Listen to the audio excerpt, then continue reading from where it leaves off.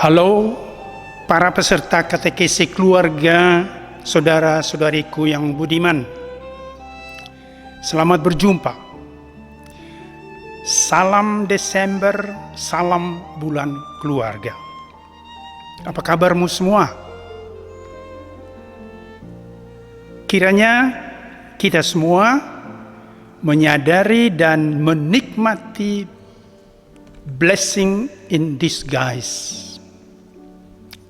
Gara-gara momok COVID-19, keluarga-keluarga bisa lebih betah, lebih sering berkumpul di rumah. Menikmati kehangatan rumah yang sebenarnya. Dalam kebersamaan suami istri, orang tua anak, kakak beradik, saudara dan saudari, opa oma, dan cucu cicit. Saudara-saudariku, tidak terasa sudah 25 pertemuan katekese keluarga online seantero tanah air. Saya percaya pesan bertuah tentang nilai-nilai luhur dari para gembalamu telah membekali keluarga-keluarga dengan inspirasi untuk merawat terus mutu hidup rumah tanggamu dan mendorong makna perutusan keluargamu di tengah tata dunia. Dan sekarang, pada pertemuan katekesi kali ini, katekesi yang ke-26, bersama saya Uskup Vincentius Sensi dari Ende Flores, Anda semua saya ajak untuk bincang-bincang lanjut perihal hidup berkeluarga dengan tema berjalan bersama komunitas.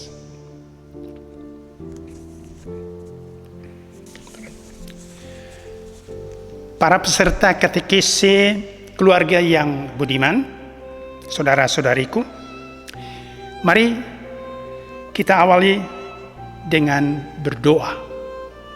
Dalam nama Bapa dan Putra dan Roh Kudus. Amin. Tuhan Allah yang Maha Bijaksana, di tengah kondisi serba dibatasi karena pandemi COVID-19, melalui gerejamu, keluarga-keluarga Katolik se-Indonesia tetap kau jangkau dengan sentuhan firman kebijaksanaanmu. Tak kurang dari mulut para gembala, uskup-uskupmu, kau letakkan kebijaksanaanmu yang menuntun keluarga-keluarga Katolik setanah air. Kami mohon dengan rendah hati, ketuklah mata hati mereka untuk membuka diri, meluangkan waktu berahmat melalui kegiatan katekese keluarga online ini. Sepanjang bulan Desember, bulan keluarga.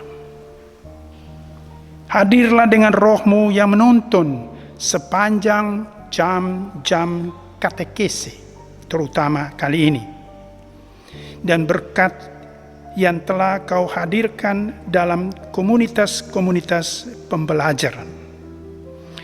Agar keluarga-keluarga Katolikmu semakin diberdayakan dan dimantapkan, serta siap pada gilirannya menjadi saksi-saksimu yang handal. Berkatilah kegiatan katekese kami ini. Kami haturkan harapan ini dengan perantaraan Kristus Tuhan kami. Amin.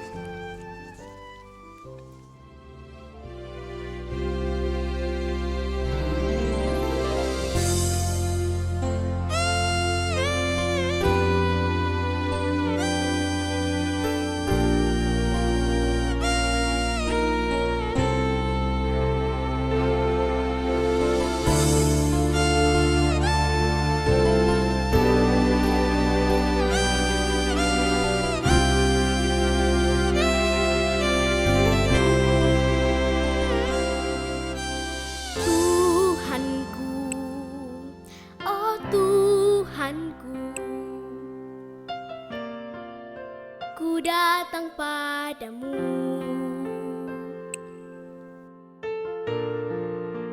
Ku sembah padamu karena kasih-Mu yang besar. Oh Tuhanku, oh Tuhanku, berkati mamaku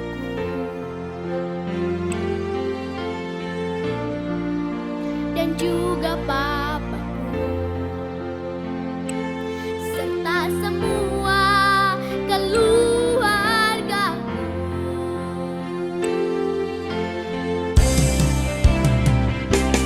Di saat kami dapat cobaan, di saat kami rasa bahagia, di dalam doa mama, di dalam doa papa, nama Yesus diagungkan.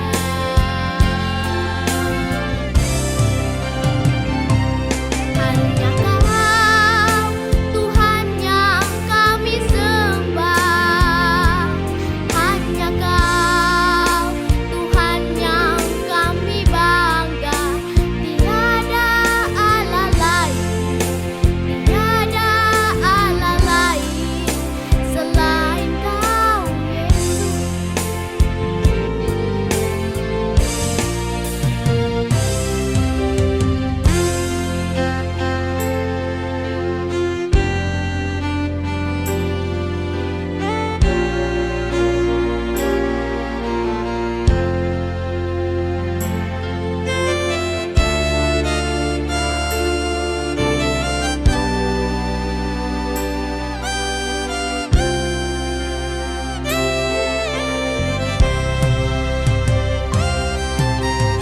Tuhanku, oh Tuhanku,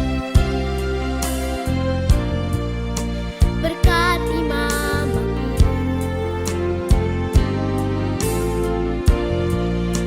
dan juga papaku serta semua keluargaku.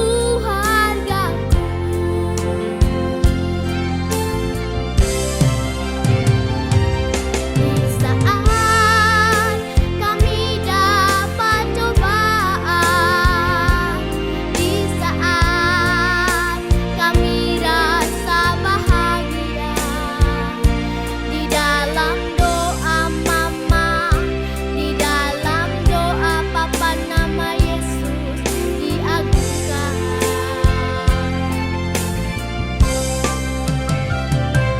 Hanya Kau Tuhan yang kami sembah, hanya Kau Tuhan yang kami bangga. Tiada Allah lain, tiada Allah lain selain Kau Yesus. Tiada Allah lain, tiada Allah lain selain Kau Yesus.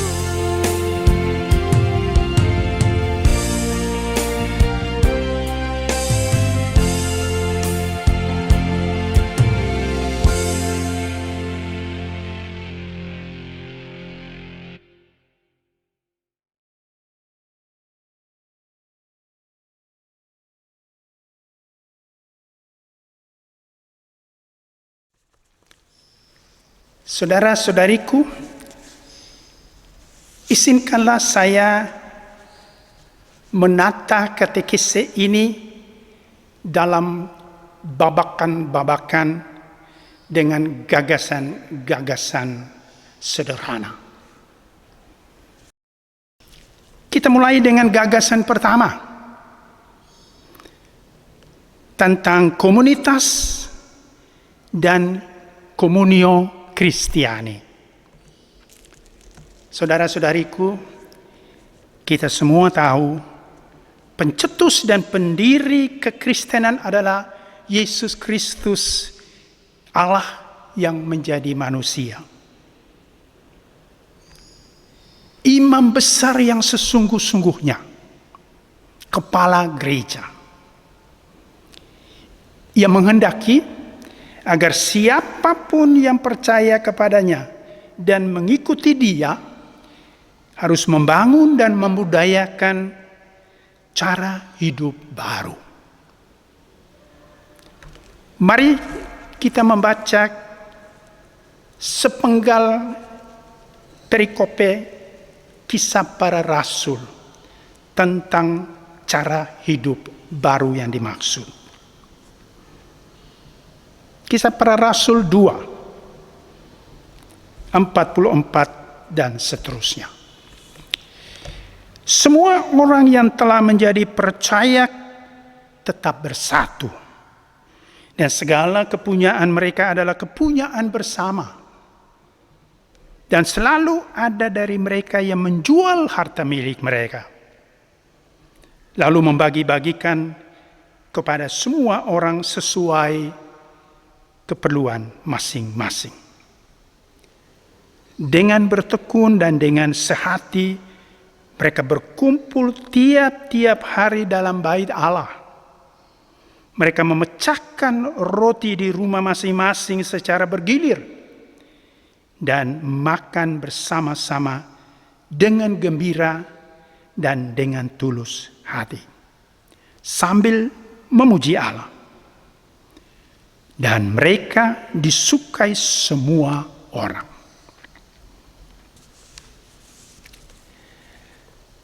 Saudara-saudariku, berkat mukjizat Pentakosta, kerinduan Yesus Kristus akan cara hidup baru mulai diterapkan dan dibudayakan sejak komunitas jemaat Kristen perdana. Dan tidak terasa, komunio dengan segala rincian artiannya berkembang subur sampai menjadi ciri khas kekristenan. Sepanjang sejarah umat manusia, Gereja Katolik selalu mengemban tanggung jawab misionernya untuk memastikan bahwa spiritualitas komunio sebagai cara hidup baru para pengikut Kristus mewarnai wajah dunia. Apapun tantangan pengalaman jatuh bangun dalam kenyataan di lapangan,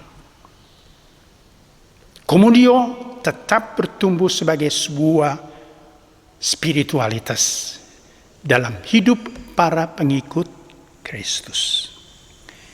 Nah, inilah saudara-saudaraku alasan mengapa bincang-bincang katekese kita kali ini sebaiknya dikaitkan juga dengan nilai-nilai hidup berkomunitas sebagai kondisi Kristiani untuk menumbuh kembangkan keluarga Katolik yang ideal.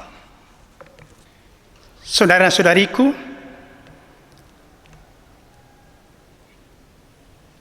kita masuk kepada gagasan yang berikut. Komunitas adalah kondisi yang dikehendaki oleh Tuhan untuk keluarga-keluarga kita. Pandangan Gereja Katolik meyakini bahwa sukses bangunan keluarga amat ditentukan juga oleh komunitas Kristiani sebagai kondisi konkret tempat ia bertumbuh dan berkembang. Keyakinan ini dimengerti sebagai kehendak Allah dari semula. Mari kita catat beberapa hal dari Alkitab. Yang pertama, kisah Adam dan Eva dalam kitab Kejadian bab 2 adalah kisah tentang rancangan agung Allah pencipta agar pasutri paling pertama itu menjadi cikal bakal keturunan yang memenuhi bumi ini. Dan bertumbuh kembang sebagai keluarga melalui tugas besar untuk menguasai, mengurus, mengelola, menata lanjut alam semesta dengan segala isinya. Gambaran Firdaus yang asli adalah potret ideal tentang komunitas kebersamaan semua makhluk ciptaan Allah bersama Adam dan Eva. Kejatuhan Adam dan Eva dalam dosa, Kejadian 3, mengesankan bahwa kondisi Firdaus komunitas seolah-olah lenyap. Sesungguhnya tidak. Komunitas rancangan kehendak Allah tetap ada. Meski rasa Firdaus aslinya tidak lagi murah meriah, apalagi gratis. Inti pesannya ialah keluarga-keluarga keturunan Adam dan Eva sampai kapanpun membutuhkan selalu komunitas kebersamaan insani dalam kesatuan dengan makhluk ciptaan lainnya, meski dalam kemasan baru pasca kejatuhan manusia ke dalam dosa dengan segala dampak negatifnya. Kehendak Allah ini ditegaskan kembali dari masa ke masa sebagai bagian dari sejarah keselamatan umat manusia.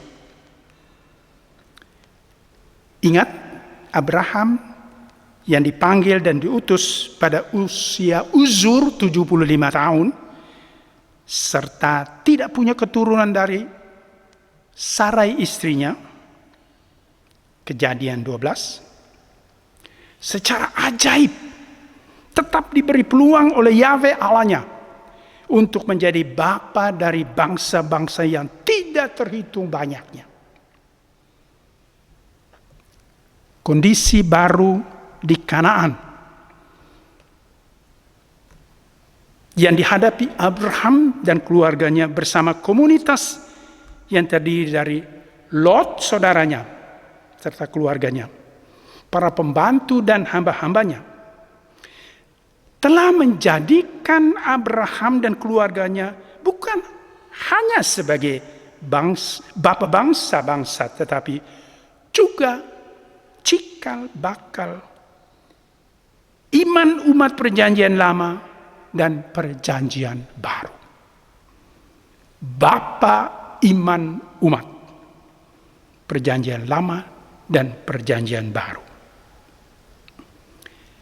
Ternyata Allah sendiri yang menyempurnakan kelemahan dan keterbatasan Abraham dengan berbagai kebajikan sebagai kepala keluarga besar yang bijaksana, yang selalu merangkul serta cinta damai, yang melayani dan juga sebagai imam selalu merawat relasi setia komunitasnya dengan Yahweh Allah mereka. Luar biasa. Abraham dan keluarganya bertumbuh kembang bersama dengan komunitasnya. Lalu, keluarga kudus Nazaret adalah patron ideal keluarga-keluarga Kristen.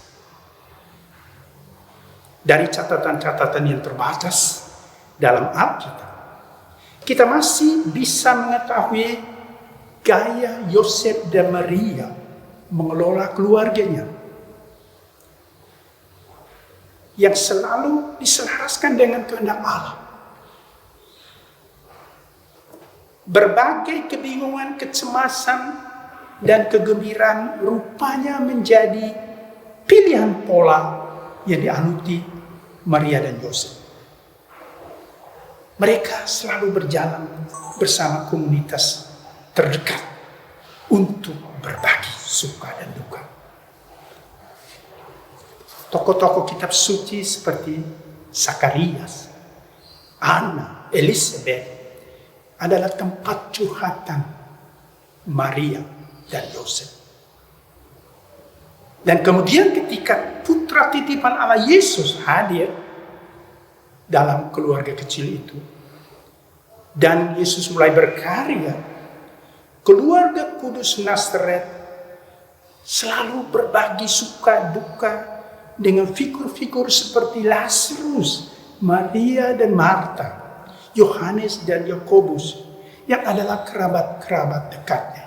Dan kemudian dengan para murid yang komunitasnya dibangun oleh Yesus sendiri. Mereka yang mengikuti dia dengan setia. Mereka-mereka itu, komunitas kekerabatan, selalu meneguhkan keluarga Nazaret sampai di bawah kaki salib Yesus. Singkat kata, keluarga Nazaret selalu berjalan bersama komunitas dalam tugas dan tanggung jawab perutusannya yang berat, yang tidak mereka mengerti sepenuhnya. Saudara-saudariku, Alkitab penuh dengan narasi tentang pembangunan jemaat-jemaat, komunitas-komunitas Kristiani di mana-mana yang menghimpun orang-orang yang percaya akan perbuatan para rasul tentang Yesus Kristus, Juru Selamat. Satu hal yang dapat kita simpulkan, ialah bahwa komunitas jemaat Kristiani yang berkembang begitu pesat sampai mendunia hingga dewasa ini, ternyata efektif sekali sebagai lokus dan wadah bagi dinamika tumbuh kembang bangunan keluarga-keluarga Kristen yang sehat. Spiritualitas komunio, besutan roh Pentakosta, tetap berpijar dalam komunitas-komunitas basis gerejawi, KBG, KUB, hingga saat ini. Kenyataan itu meyakinkan gereja untuk mendorong rukun-rukun hidup bersama Kristiani untuk membuka ruang selebar-lebarnya bagi orang per orang, bagi keluarga-keluarga, bagi kelompok-kelompok paguyuban, untuk boleh menimba pelajaran tentang spiritualitas komunio yang diinspirasi oleh roh Pentakosta. Makanya Bapak-Bapak Konsili Vatikan II dalam Gaudium et Spes nomor 74 menegaskan, orang-orang, keluarga-keluarga, dan berbagai kelompok hendaknya memahami perlunya rukun hidup bersama komunitas sebagai ruang untuk mewujudkan cita-cita kesejahteraan hidup. Saudara-saudari, terkandung maksud di sini bahwa keluarga-keluarga tidak bisa hanya mengandalkan diri sendiri dan keluarganya, melainkan harus berjalan bersama komunitas lingkungan hidupnya yang konkret sehari-hari. Selain KBG atau KUB, ada banyak juga model komunitas di tengah masyarakat yang menghayati pula spiritualitas komunio Alkitabiah. Maka membuka diri secara arif dan kritis akan memperkaya mutu kesejahteraan hidup keluarga-keluargamu. Apalagi yang namanya keluarga Katolik tidak hanya mantap di dalam lingkungan sendiri, tetapi harus mengusung panggilan sebagai saksi-saksi kabar gembira yang menyelamatkan, yang datang dari Allah sendiri.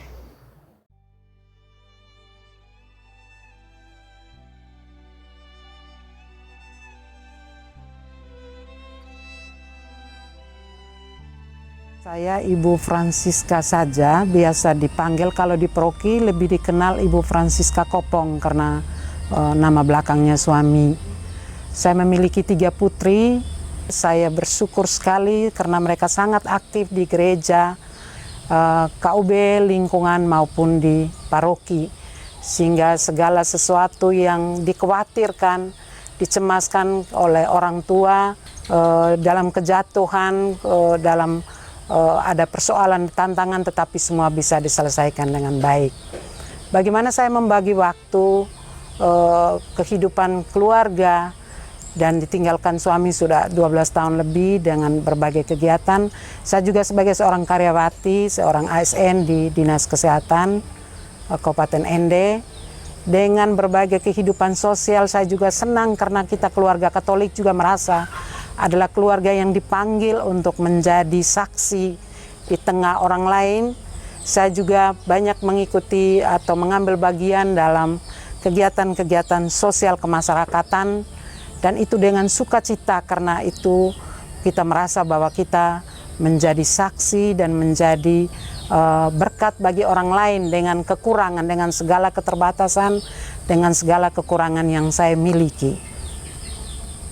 Kehidupan keluarga, kesuksesan dalam kehidupan keluarga tidak terlepas dari peran banyak orang di sekitar kita.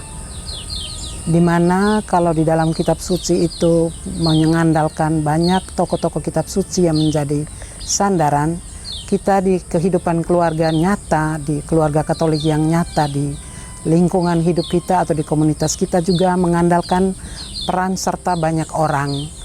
Misalnya ada tokoh-tokoh keluarga yang menjadi panutan, ada pastor di sana yang bisa menjadi tempat pelarian kita untuk melepaskan beban atau menceritakan begitu banyak persoalan hidup keluarga. Ada banyak model keluarga-keluarga yang bisa diandalkan untuk menjadi tempat curhatan sehingga banyak persoalan-persoalan keluarga itu bisa diselesaikan di tingkat komunitas. Bagaimana kehidupan komunitas berperan penting karena kita berada di sekitar banyak orang. Kita berada di sekitar orang lain adalah keluarga yang paling dekat, yang bisa memperhatikan kita, melihat kehidupan beragama kita setiap hari, bagaimana kita menjadi berkat bagi banyak orang, bagaimana kita berkomunikasi dengan orang lain. Omong tentang bangunan keluarga Katolik, yang paling penting di dalam keluarga adalah bagaimana komunikasi, membangun komunikasi yang baik antara suami istri, orang tua itu sendiri dengan anak. Omong tentang bangunan yang kuat dalam keluarga, dengan adanya pandemi COVID ini justru membuat pertumbuhan keluarga menjadi sangat kuat, di mana keluarga mulai disatukan kembali, keseringan bertemu, keseringan lama waktunya bersama anak, orang tua dan anak, sehingga di sana bisa dibangun komunikasi yang harmonis, bisa saling mendengarkan, bisa saling menyampaikan apa yang diingini selama ini yang mungkin hanya disampaikan melalui media sosial ataukah waktu bertemunya yang jarang. Jadi intinya bahwa bangunan keluarga yang diinginkan atau yang diselaraskan dengan keluarga Bunda Maria dan Santo Yosef menjadi patron keluarga Katolik yang menjadi panggilan utama keluarga, sehingga kalau sampai ada tantangan, ada persoalan antara suami istri ataupun antara orang tua dan anak, tetapi mereka pasti akan mencari mencari solusi dengan orang-orang terdekat yang dipercayai, yang diyakini bahwa keluarga ini bisa membantu, orang-orang ini bisa mencari jalan keluar, mencari solusi untuk jalan terbaik untuk keluarga, sehingga pada akhirnya keluarga ini bisa kembali berkumpul, berdamai, sesuai dengan keluarga yang kita patroni seperti keluarga kudus, yaitu Santo Yosef dan Bunda Maria. Pengalaman nyata yang paling sangat dirasakan adalah bagaimana keluarga itu harus berkumpul dan berdoa bersama. Banyak sekali kisah nyata yang saya rasakan ataupun orang-orang yang sering saya dampingi dan orang-orang di sekitar saya, ketika mereka sudah keluar dari jalur yang begitu jauh dari gereja, ketika mereka menemukan jalan dan pada akhirnya datang menemukan untuk berdoa dan membaca kitab suci, mereka menyampaikan bahwa ternyata di sana kami bisa menemukan satu-satunya jalan untuk menguatkan bagaimana keluarga bertumbuh berkembang di dalamnya. Dan doa itu menjadi kekuatan yang tidak bisa terkalahkan. Doa itu bisa mengubah segala situasi di dalam rumah. Dan membaca kitab suci, ada banyak sekali pesan ternyata yang selama ini banyak mengandalkan kekuatan-kekuatan di luar. Ternyata setelah membalik dan membuka kitab suci, di sana mereka menemukan, di sana keluarga menemukan, ternyata seluruh kekuatan keluarga, kekuatan untuk membangun sebuah keluarga yang baik itu ditemukan dalam doa bersama keluarga, doa orang tua setiap hari untuk anak-anak dan suami dan keluarga dan anggota keluarganya, dan membaca kitab suci. Walaupun memang itu tidak sering dilakukan, tetapi di sana mereka bisa menemukan pesan-pesan yang sangat kuat untuk membangun keluarga. Hal yang tidak kalah pentingnya, Romo, bahwa sakramen juga menjadi kekuatan besar. Banyak keluarga yang mengaku bahwa setelah mereka keluar dari jalur begitu jauh dan keluar kegoncangan keluarga sudah malah sudah batas kritis, mengancam perpisahan, tetapi dengan sakramen tobat mereka pergi mengaku dengan Romo, mengaku sampai bukan sekedar pengakuan tetapi melakukan berbicara dengan Romo dalam sakramen pengakuan, tetapi sampai nangis, dan akhirnya keluarga ini bisa kembali balik dan bisa menyatu kembali. Mereka menyadari betul bahwa sakramen pengakuan, sakramen pertobatan juga menjadi sangat luar biasa untuk membantu keluarga untuk keluar dari persoalan hidup. Dan karena doa yang kuat dan sakramen Ekaristi juga menjadi kekuatan yang tidak terkalahkan, yang dapat mendukung bangunan keluarga itu menjadi sangat kuat. Apapun alasan, tetapi itu fakta di lapangan bahwa mereka ada keluarga yang jarang membaca kitab suci, tetapi mereka sering mendengarkan khotbah dan merayakan perayaan Ekaristi, mendengarkan apa kata orang-orang yang mereka merasa bahwa cukup diteladani di tengah ini, sehingga itu yang mempertahankan keluarga mereka.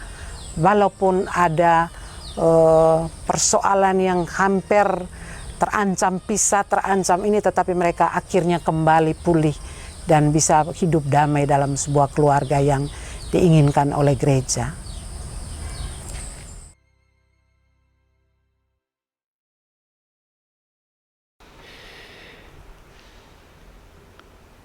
Saudara-saudariku, kita datang pada gagasan yang terakhir. Berjalan bersama komunitas cocok sekali dengan ketimuran kita. Saya ingin mengakhiri bincang-bincang katekese keluarga kita kali ini dengan menegaskan keyakinanku bahwa ketika keluargamu mau berjalan bersama komunitas, rasanya Anda tidak salah pilih. Sebagai keluarga berdarah Indonesia, Anda sekalian adalah bagian dari bangsa Timur dengan naluri ketimuran yang khas. Ingat, Jemaat Kristiani Perdana dengan spirit komunionya, gereja perdana, dibangun oleh Roh Pentakosta di tengah-tengah bangsa timur, di Timur Tengah sana. Maka saya percaya inspirasi komunio sebagai spiritualitas komunitas Kristiani punya landasan pijak ketimuran. Komunio komunitas Kristiani rasa ketimuran. Itulah yang saya yakini. Kalau demikian saudara-saudariku, mestinya keluarga-keluarga Katolik Indonesia lebih mudah berjalan bersama komunitas. Mestinya keluarga-keluarga Katolik Indonesia lebih enjoy, happy bertumbuh bersama komunitas ketimuran. Di mana ada nilai-nilai komunio yang bisa memperkaya keluargamu, seperti yang diinspirasikan oleh Roh Pentakosta kepada jemaat atau gereja perdana. Karena memang menghidup keluarga ala ketimuran hampir selalu ada aroma yang kental dari apa yang kita sebut dengan extended family, keluarga besar, keluarga yang diperluas. Maka saudara-saudariku, para peserta katekesi keluarga, saya ajak kita untuk mengoptimalkan nilai-nilai spiritualitas komunio yang telah Allah hadirkan dalam ketimuran kita, agar baik komunitas-komunitas maupun keluarga-keluarga kita sungguh terberkati dengan kesejahteraan yang dicita-citakan. Saudara-saudariku, para peserta katekesi keluarga yang saya kasihi, demikianlah kegiatan katekesi kita kali ini. Saya ucapkan terima kasih banyak untuk kehadiranmu semua dalam kesempatan katekesi kali ini. Doa dan berkatku pasti menyertaimu semua.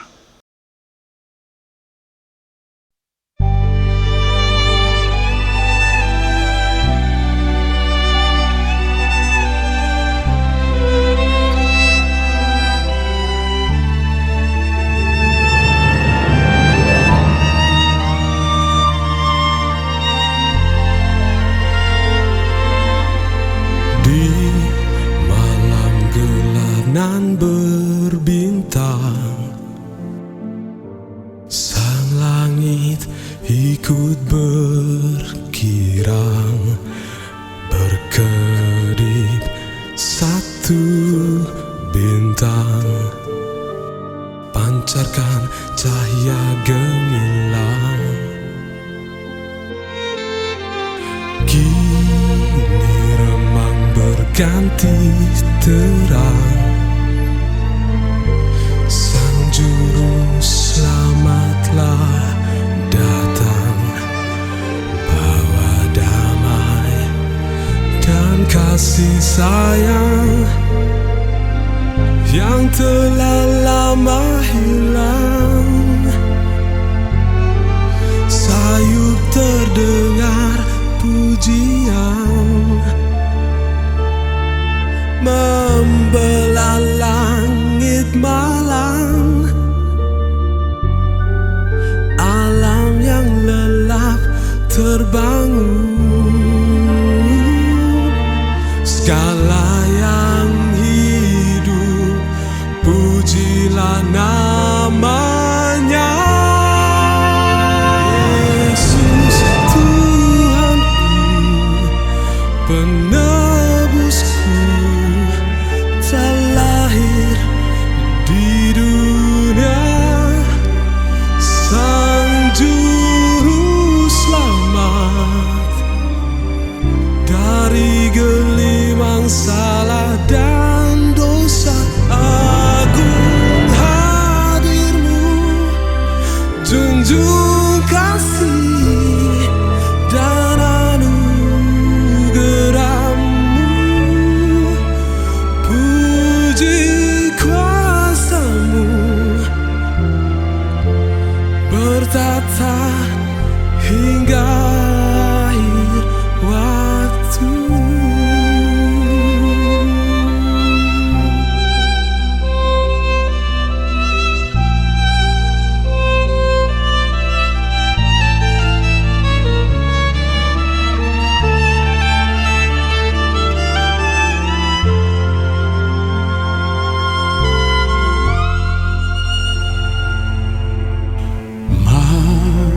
disambut Sang Penyelamat yang mengubah hidup yang pekat, penuh dosa yang mengikat, karena kuasanya dahsyat. Dalam keluh kita bertelut, dalam doa kita bersujud, pasti Tuhan akan terpaut, kasih-Nya menjadi berkat. Sayup terdengar pujian, membelah langit malam, alam yang lelam terbangun, segala yang hidup pujilah nama-Nya. Yesus Tuhanku, penebusku, telah lahir di dunia, Engkau juru selamat, dari gelimang salah dan dosa. Agung hadir-Mu, jujur kasih dan anugerah-Mu, puji kuasa-Mu bertata hingga akhir waktu.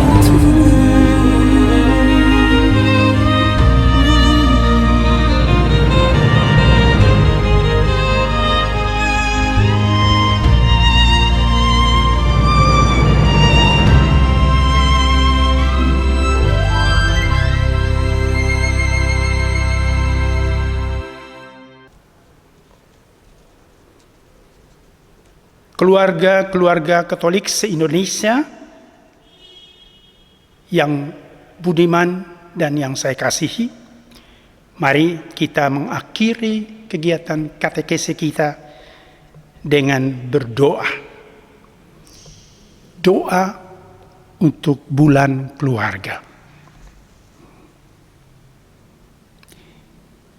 Yesus, Maria, dan Yusuf, di dalam hidupmu kami menemukan cahaya kasih sejati, dan kepadamulah kami percayakan hidup keluarga kami. Keluarga Kudus Nazaret, jadikanlah keluarga kami tempat berkomunikasi, sanggar doa, sekolah iman, dan gereja kecil. Keluarga Kudus Nazaret, semoga tidak ada lagi kekerasan, ketegaran hati, dan perpisahan di dalam hidup berkeluarga. Semoga duka dihibur, luka disembuhkan, dan kerukunan dipulihkan. Keluarga Kudus Nazaret, semoga dalam masa pandemi ini kami semakin memahami keindahan dan kesucian keluarga kami. Semoga kami semakin mengenal rencana-rencana-Mu yang indah. Yesus, Maria, dan Yusuf, dengarkanlah dan kabulkanlah doa kami ini. Kemuliaan kepada Bapa, Putra, dan Roh Kudus, kini dan selama-lamanya. Amin. Dalam nama Bapa dan Putra dan Roh Kudus. Amin.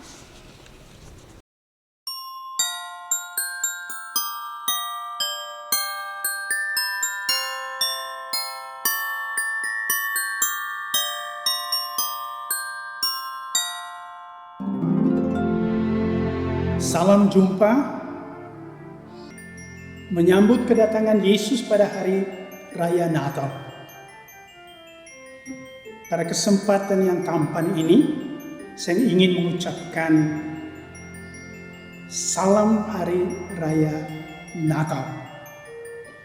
Semoga kelahiran Yesus melahirkan juga banyak nilai-nilai baru yang boleh kita hayati dalam kehidupan, dalam perutusan, dan pengabdian hidup kita sehari-hari, dimanapun dan sebagai apapun.